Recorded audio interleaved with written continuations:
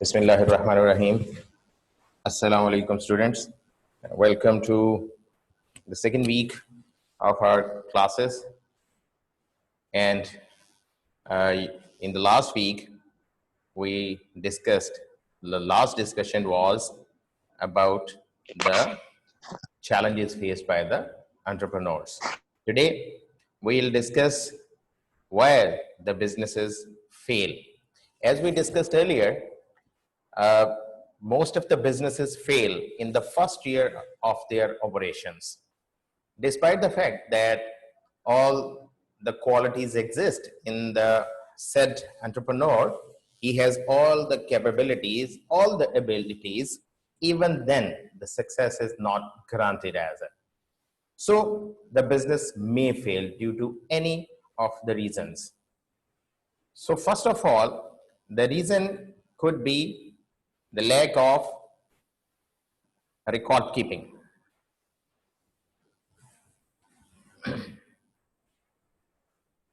So the lack of record keeping means they have not such capabilities to store the data, to store the past data. This is a major reason of business failure. Many entrepreneurs fail to pay sufficient attention to this need. उनका ये ख्याल होता है कि वो ज्यादातर चीजें अपनी याद रख सकते हैं, मेमोराइज कर सकते हैं, and they need not to have anything where they can store the data. और ह्यूमनली ये पॉसिबल नहीं है कि हर चीज को आप याद रख सको, और इवन अगर आपको कोई इवेंट, कोई मौका, कोई चीज याद भी रहती है तो अब ये पॉसिबल नहीं है कि उसकी डेट और टाइम को याद रखा जा सके. ये ऐसे एग्जाम्पल है कि जैसे आप अपने रेगुलर बिल पेमेंट की ही बात कर लो, तो बिल पेमेंट में अगर आपको बिल ही रिसीव ना हो तो आपको ये नहीं पता चल सकता कि आपने बिल कब पे करना है, उसकी लास्ट डेट क्या है. तो वो हमें जो याद दहानी का तरीका है वो यही है कि वो बिल हमें आते हैं, हम बिल को देखते हैं, हमें अमाउंट पता चल जाती है और हमें लास्ट डेट भी पता चल जाती है कि इस डेट को हमने बिल पे करना है. एल्स हमें याद नहीं रहेगा कि हमें मंथली कोई हमें यूटिलिटीज के बिल भी आते हैं जो हमने पे करने हैं. Same goes with the entrepreneurs. अगर उनकी रेगुलर कोई डिलीवरीज हैं या रेगुलर कोई पेमेंट्स हैं, तो अगर वो याद नहीं रखेंगे, अपने कस्टमर का कांटेक्ट नहीं सेव करके रखेंगे, उसकी डिटेल्स कांटेक्ट की सेव करके नहीं रखेंगे, how can they remember all the things. उनको जब ये पता ही नहीं होगा कि कब हमने उनसे इन टच होना है, कब हमने उनको पेमेंट करनी है या कब हमें उनसे पेमेंट रिसीव होनी है, तो वो ये सारी चीजें मेमोराइज नहीं कर सकते. तो इसके लिए उनको जरूरी है कि कोई ना कोई बैक एंड पे उनके लिए कोई ऐसा सोर्स हो जिसमें वो ये सारी की सारी रिकॉर्ड कीपिंग कर सकें. Else it would not be possible for them to store all the things in their memory. They cannot memorize all the things. ये हाँ, आजकल ये है कि जो नए बिजनेसेस आ रहे हैं या नए स्टार्टअप्स हैं, उसमें ये फायदा है कि due to the use of information technology वो अपने कंप्यूटर सिस्टम्स को यूज करके वहां पे डिफरेंट डेटाबेसेस बना लेते हैं, या इवन एक्सेल शीट्स में वो अपने कॉन्टैक्ट सेव कर लेते हैं, उनसे रेलेवेंट इंफॉर्मेशन सेव कर लेते हैं. तो इंफॉर्मेशन टेक्नोलॉजी ने ऑल टुगेदर इसमें एक नई कह लें कि फीचर ऐड की है, जहत दी है, जिसकी वजह से जो नए एंटरप्रेन्योर हैं वो रिकॉर्ड कीपिंग वाले मसले से निस्बतन बच गए हैं, जिसमें के ज्यादातर मेमोरी का इस्तेमाल होता था. अब वो इंफॉर्मेशन टेक्नोलॉजी का इस्तेमाल कर रहे हैं और उसकी वजह से उनकी जो रिकॉर्ड कीपिंग है वो निस्बतन बेहतर हो गई है. Okay, the second reason for the failure is the lack of working capital. No, ये हमने उस दिन भी डिस्कस किया कि वर्किंग कैपिटल ये तो आपको चाहिए ही चाहिए. अगर आप देखें स्टार्टअप बिजनेस में आपने कैपिटल इंजेक्ट कर दिया तो इंजेक्ट तो कर दिया, लेकिन डे टू डे रनिंग में आपको मनी की जरूरत है. That is working capital. So this is the single most reason for the failure of new businesses, because they don't have sufficient working capital. They don't survive in the first year of operation. They need inventories. They need to hold the inventories. Now inventories अगर आपको चाहिए, आपने अपने काम करने के लिए, एक सिंपल सी एग्जांपल ले लें कि दाल चावल की आपने दुकान बना ली, ठीक है, सियालकोट में, पता नहीं आप लोगों को पता है या नहीं है, बहुत से दाल चावल हैं। सबसे स्टार्टअप जो करने वाला है वो बगा दाल चावल है, ठीक है। उसके बाद कश्मीरी दाल चावल, सूफी दाल चावल। अब सूफी दाल चावल की तो 3-4 ब्रांचेस हो चुकी हैं और वो काफी बिक रहा है। तो बात करने की ये है कि वो इन्वेस्टमेंट तो कर दी उन्होंने, स्टार्ट में उन्होंने कैपिटल लगा दिया, लेकिन अब कैपिटल लगा के तो डे टू डे रनिंग कहां से करनी है भाई? उन्होंने जाहिर है अपनी इन्वेंट्री परचेज करनी है। इन्वेंट्री में अगर हम मेजर बात भी कर लें तो उसमें मेजर कौन सी चीजें आ जाएंगी? देखिए 2-3 चीजें मेजर आ जाएंगी, एक चावल आ जाएंगे, एक दाल आ जाएगी, और तीसरा मसाला ज्यादा आ जाएंगे। ये उन्होंने, ये नहीं हो सकता कि वो डेली बेस पे किसी बंदे को भेजें कि भाई जाओ चावल परचेज करके लाओ, जाओ दाल परचेज करके लाओ, जाओ मसाले लेके आओ। तो they have to hold the inventory. At least 15 दिन की इन्वेंट्री तो रखेंगे ना, या महीने की भी रख सकते हैं। Now they have to purchase these inventories, so they need to have the working capital. कहां से परचेज करेंगे भाई? एक तो उन्होंने स्टार्टअप पे इन्वेस्टमेंट कर दी, दुकान बना ली, उसको परचेज किया या रेंट पे लिया, जो भी लिया, फिर उसकी थोड़ी सी रेनोवेशन की, कोई टेबल कुर्सियां लगाई, कोई मतलब उसको पकाने के लिए कोई मतलब दे हैव द यूटेंसिल्स। तो अब ये सारा कुछ कर लिया, तो अब कहां से पैसे आएंगे? तो इन्वेंट्रीज लेंगे ना। तो इन्वेंट्रीज परचेज कर ली, इट मींस कि उनकी एक मनी वहां पे भी स्टक हो गई, राइट? अब वहां पे भी स्टक हो गई। अब ये इन्वेंट्रीज जो है ये कन्वर्ट होंगी एंड प्रोडक्ट में। What is the end product? End product is the dal chawal. अब वो डेली बेस पे दाल चावल पकेंगे, बिकेंगे, तो उनको जो अर्निंग होगी उस अर्निंग में से उनकी प्रॉफिट एक तरफ होंगे, जो उन्होंने डेली बेसिस पे लोग रखे हुए हैं या उनके अदर एक्सपेंसेस हैं वो भी मीट करने हैं उन्होंने। तो ये एक साइकिल चल पड़ेगा जिसको हम कहते हैं working capital cycle. So it is very necessary to have the working capital, else the business fail. Now, trade credits भी आ जाते हैं। Trade credits क्या है? Trade credits में भी मनी स्टक हो जाती है, यानी आपने क्या किया, उधार पे चीजें बेच दी।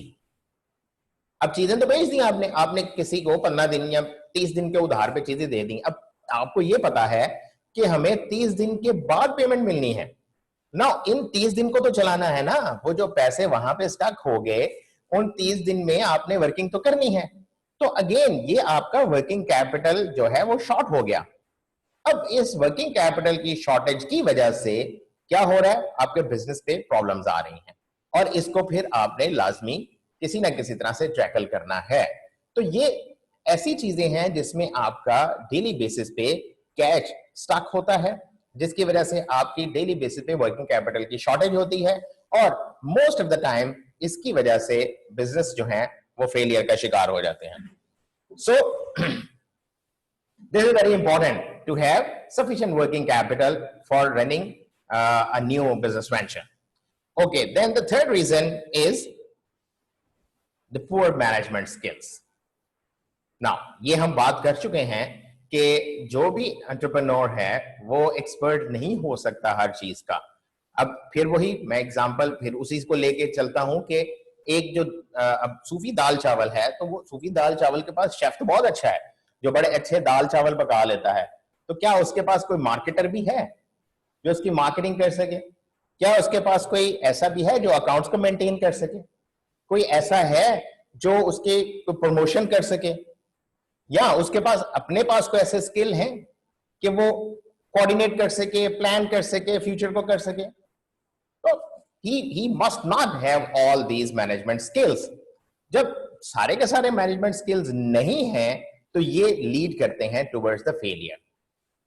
इसीलिए हम कहते हैं कि एंटरप्रेन्योर्स जो है उसको एटलीस्ट कुछ ना कुछ स्किल्स तो आने चाहिए जिसकी वजह से वो इन द स्टार्ट अपने बिजनेस को चला सके।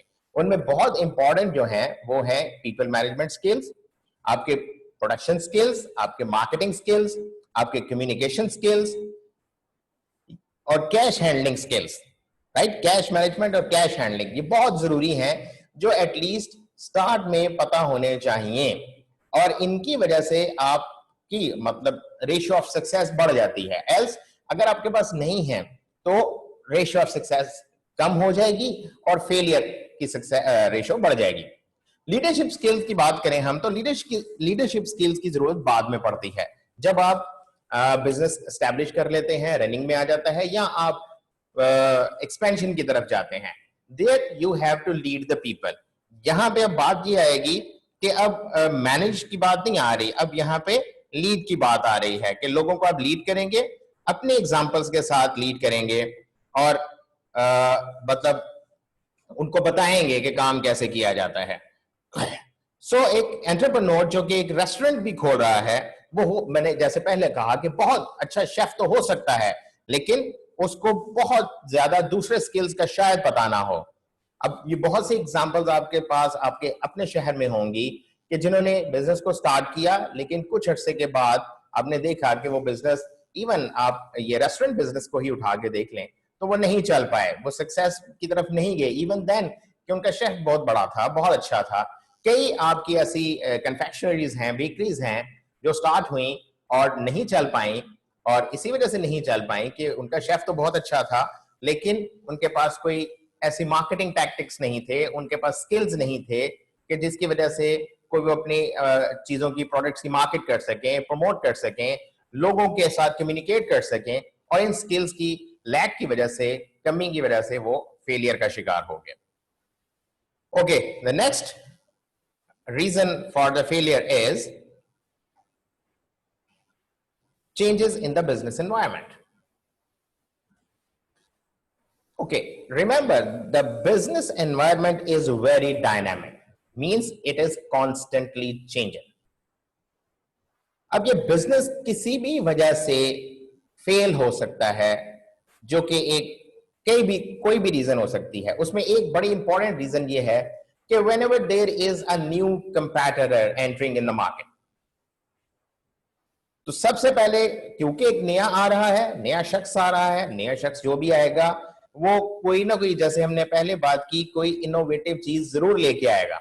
जब वो इनोवेटिव चीज लेके आएगा और वो उसको मार्केट कर लेता है और लोगों को अट्रैक्ट कर लेता है, अपने कस्टमर बेस बना लेता है, तो नेचुरली वो आपके लिए एक बहुत बड़ा थ्रेट बन जाता है। जब थ्रेट बन जाता है तो नेचुरली आपकी सेल्स हर्ट होती हैं और आपके फेलियर के चांसेस बढ़ जाते हैं। This is basically I am talking about the changes, right? Changes in the business environment, different changes आ सकती हैं, और इन चेंजेस को हम रिमेंबर बहुत तफसील से पढ़ेंगे, लेकिन वो पढ़ेंगे A2 में, जब हम सेक्शन 6 पढ़ेंगे, वो A1 में सेक्शन 6 है नहीं। Okay, then another reason is the legal changes. For example, outlining the product all together, यानी एक प्रोडक्ट को ही गवर्नमेंट की तरफ से बंद कर दिया जाता है, कहते हैं कि जी नहीं, this is risky for the people.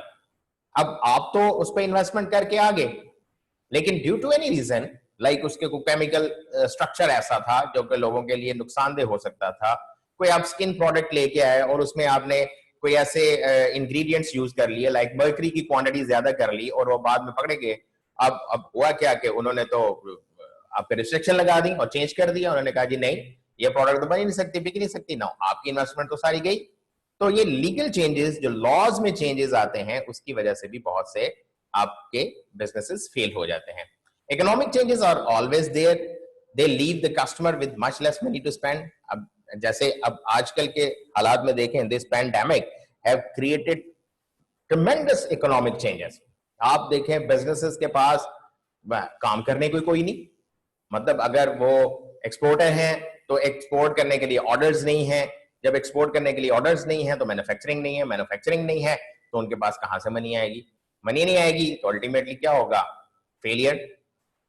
अब इवन वेल एस्टेब्लिश्ड बिजनेसेस जो हैं वो बैंकरप्ट हो रहे हैं, और आप अगर हिम्मत करो, कोशिश करो और कभी ब्लूमबर्ग या बिजनेस का पेज किसी पेपर में ही पढ़ लो, तो आपको पता चलेगा कि बहुत से businesses world over bankruptcy file कर रहे हैं due to these economic changes जो हो गया। अच्छा, इसी में बहुत से बिजनेसेस ऐसे हैं जो फ्लॉरिश कर गए, जिनको बहुत काम मिल गया। अब इसकी मिसाल आप ऐसे ले लो कि एक बंदा जो पहले मास्क बनाता था, फेस मास्क, अब फेस मास्क बनाने वाला पहले तो बेचारे के पता नहीं कितने बिकते थे, लेकिन अब ड्यू टू दिस पैंडेमिक क्या हुआ कि फेस मास्क की डिमांड बहुत ज्यादा बढ़ गई। अब हुआ क्या कि वो उस डिमांड को कैटर नहीं कर पा रहा, ये वही एग्जांपल है, इस तरह भी ले लो कि फैसलाबाद में जो एक ऑक्सीजन मैन्युफैक्चरर है, मैं नाम नहीं लूंगा उनका, अब वो क्या करते थे, उनके डेली के, वो बताते हैं मुझे कि उनके डेली के 10 से 12 सिलेंडर बिकते थे नॉर्मल हालात में, नॉर्मल हालात की मैं बात कर रहा हूं। अब जब से ये पैंडेमिक आई और ऑक्सीजन की डिमांड बहुत बढ़ गई, तो अब हो क्या रहा है, वो कह रहे हैं डेली के हम 100 सिलेंडर बनाते हैं और फिर भी हमारी डिमांड पूरी नहीं हो रही। नहीं, अब देखा जाए तो इस पैंडेमिक की वजह से उनको तो बहुत फायदा हुआ, उनकी तो सेल मतलब मैं तो कहूंगा 10 गुना बढ़ गई। अब 10 गुना बढ़ गई, 10 टाइम सेल बढ़ गई, तो वो तो कहेंगे कि पैंडेमिक हमेशा ही रहे, लेकिन ऐसा हो नहीं सकता, अल्लाह माफ करे। एनीवे, तो ये चेंजेस हैं, technological changes that make the methods used by the new businesses old fashion and expensive. तो ये भी होता है कि टेक्नोलॉजी के चेंज की वजह से जो पुराने तरीकाकार हैं मैन्युफैक्चरिंग के, वो पुराने हो जाते हैं, नई मशीनरी आ जाती है, नई चेंजेस आ जाते हैं, नए प्रोसेसेस आ जाते हैं, राइट। अब नए प्रोसेसेस आने की वजह से आप इसकी मिसाल ऐसे ही ले सकते हैं कि पहले लोग हाथ से आटा गूंथते थे, ठीक है ना, चाटी में लस्सी बनाई जाती थी, अगर आपने कभी देखी हो या सुनी हो, नहीं सुनी तो नेट पे चेक करना कि ये चाटी क्या होती है। तो अब क्या हो गया भाई, अब क्या हो गया भाई, अब आटा गूंदने वाली मशीनें आ गई, राइट, बल्कि आटा गूंदने वाली मशीनें भी आ गई, रोटी पकाने वाली मशीनें भी आ गई, ठीक है। लस्सी वैसे ही वो शेकर में बन जाती है, ठीक है। Yesterday I was seeing that, मतलब वो क्या खातून कर रही थी, एक वो आटा पकाने की मशीन में वो पेड़ा रखती थी, ऊपर से प्रेस किया, रोटी पक के बाहर। तो इतनी तो टेक्नोलॉजिकल चेंजेस आ गई, तो मतलब और क्या करना है, और कितनी आसानी हमें चाहिए। एनीवे, तो ये बिजनेसेस फेल हो जाते हैं due to the changes in the business environment, और ये कुछ चेंजेस हमने डिस्कस की, बाकी हम बहुत तफसील से डिस्कस करेंगे in our next A2 session. Okay, moving on. Okay, so ये भी हम थोड़ा सा डिस्कस कर चुके हैं कि there are 3 types of businesses, मतलब कॉमन टाइप जिसमें एंटरप्रेन्योर एंटर होते हैं। एक प्राइमरी सेक्टर है which is extracting the natural resources, जिसमें हम फार्मिंग कहते हैं, फिशिंग है, ऑयल ड्रिलिंग है, ये सब प्राइमरी सेक्टर में आते हैं। और ऑयल ड्रिलिंग जो है ये एक थोड़ा एक्सपेंसिव काम है, तो इसमें बड़े बड़े बिजनेसेस ही आमतौर पे आते हैं, लेकिन फिशिंग और फार्मिंग तो ऐसे हैं जिसमें हम स्मॉल एंटरप्रेन्योर भी एंटर हो सकते हैं। Then secondary sector is, what is this? This is the manufacture and process of products which is processed from the natural resources, like manufacturing of computers है, कपड़े बनाने हैं, कंस्ट्रक्शन इंडस्ट्री है। अब ये असल में सेकेंडरी सेक्टर जो है, this is called the industrialisation, जिसमें आप इंडस्ट्री को बहुत ज्यादा बूम देते हैं और इंडस्ट्री आपकी फ्लोरिश कर रही होती है। And then the third one is your tertiary sector that provides services to the people, and the tertiary sector is also you can say is the deindustrialization. Tertiary sector में services हैं, services are flourishing these days, इनमें कई किस्म की services आ जाती हैं, like car repairs हैं, after sale services हैं, cafe restaurants हैं, hair dressing shops हैं, beauty parlors हैं, beauty saloons हैं, and things like that. तो ये tertiary sector है जिसमें कि आपके बहुत ज्यादा आजकल एम्फेसिस है और लोग इंडस्ट्रियलाइजेशन से डी इंडस्ट्रियलाइजेशन की तरफ जा रहे हैं। Okay, the next one which is very important thing, that is the impact of these new businesses on the economy. Very important. The first one is the employment creation.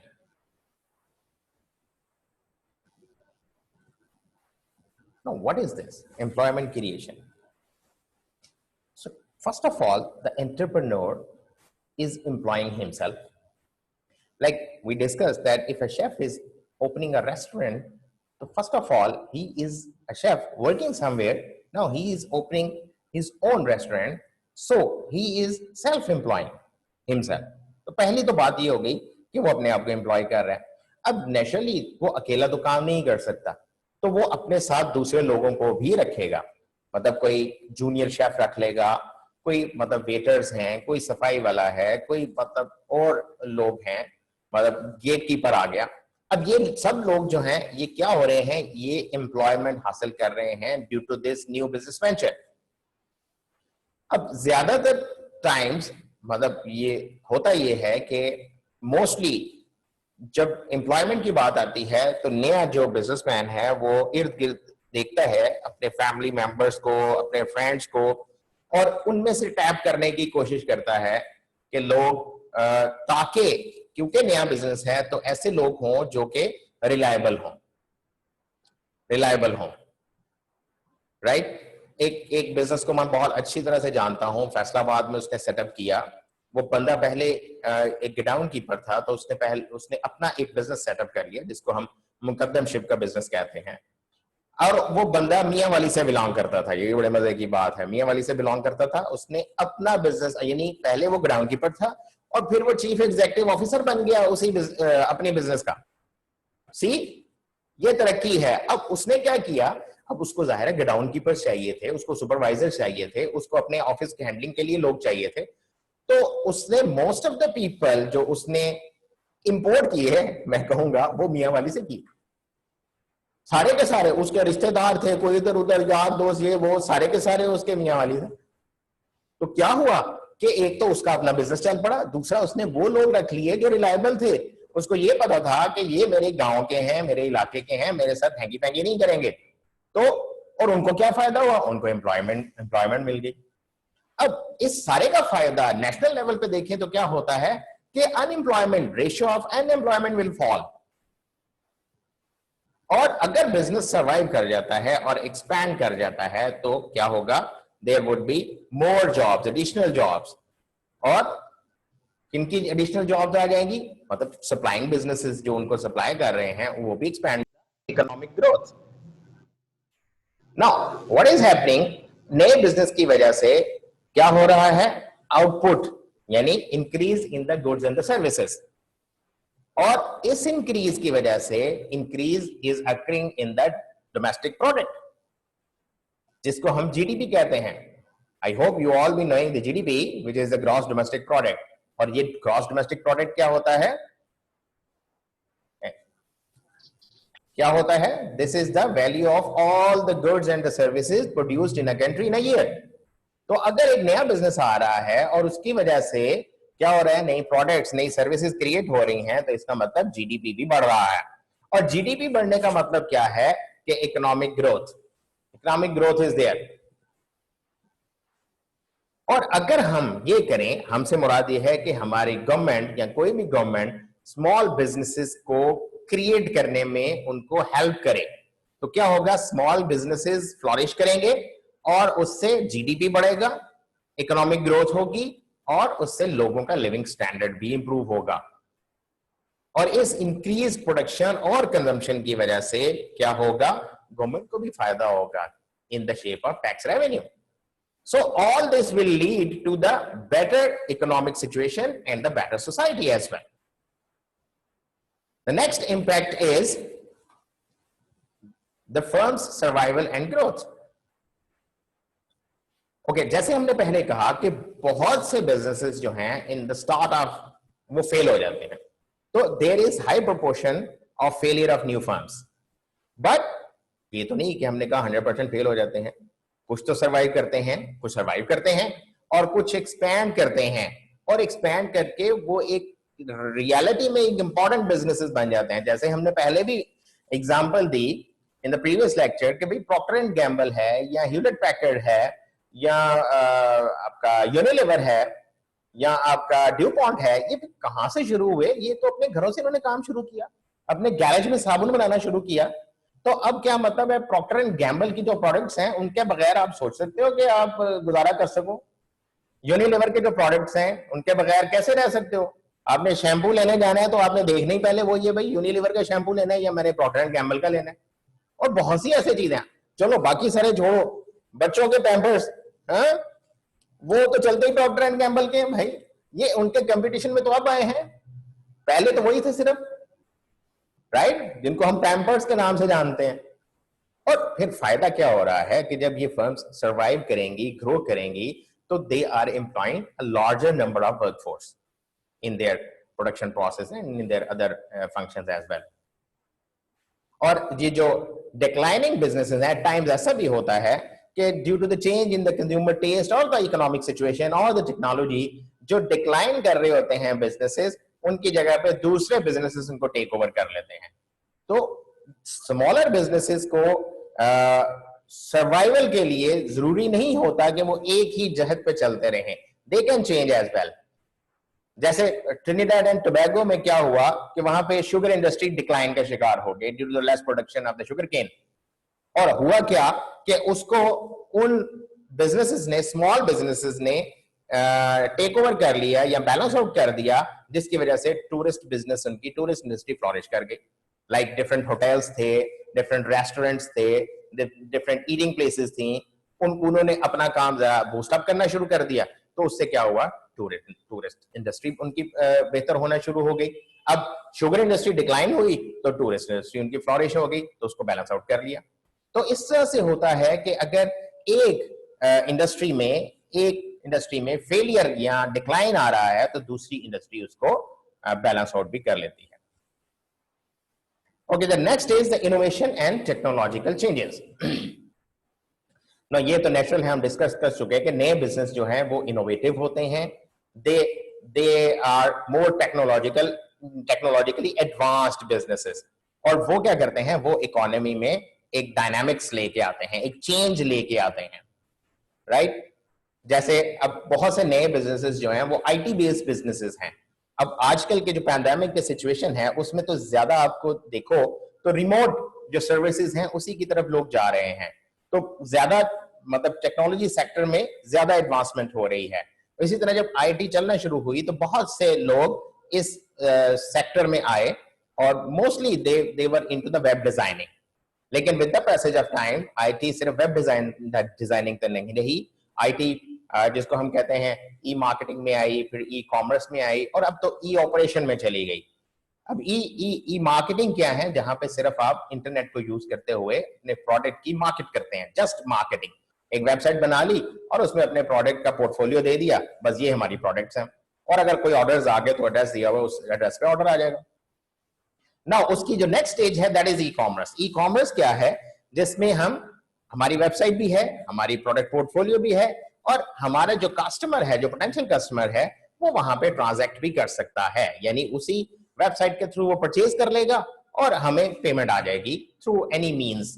Most of the time it's the credit cards. तो ये उसकी next stage है e commerce, where you are actually transacting. And the third, the higher stage is which is I said e operations. उसमें क्या है कि here you are placing your order और जो आप ऑर्डर प्लेस कर रहे हो बैक एंड पे आपका ऑर्डर आपकी मंशा के मुताबिक प्रिपेयर हो रहा है. इसकी एग्जांपल आप ऐसे समझ लें कि जब आप मैकडॉनल्ड्स पे जाते हैं तो अब आप ऑर्डर जब कर रहे होते हैं तो आपका जो काउंटर पर्सन है वो ऑर्डर पंच कर रहा होता है. वो ऑर्डर जो पंच करता है वो ऑर्डर बैक एंड पे किचन में भी शो हो रहा होता है. तो साथ से उसकी मैन्युफैक्चरिंग शुरू हो जाती है.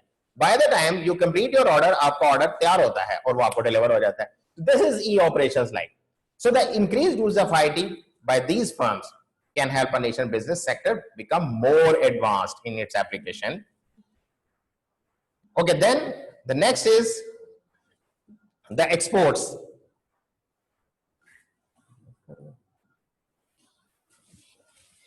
Okay, student, we end up over here because of this time duration. हम इंशाल्लाह यहीं से नेक्स्ट लेक्चर में शुरू करेंगे कि मजीद कौन कौन सी ऐसी चीजें हैं जिनका इम्पैक्ट इकोनॉमी पे होता है.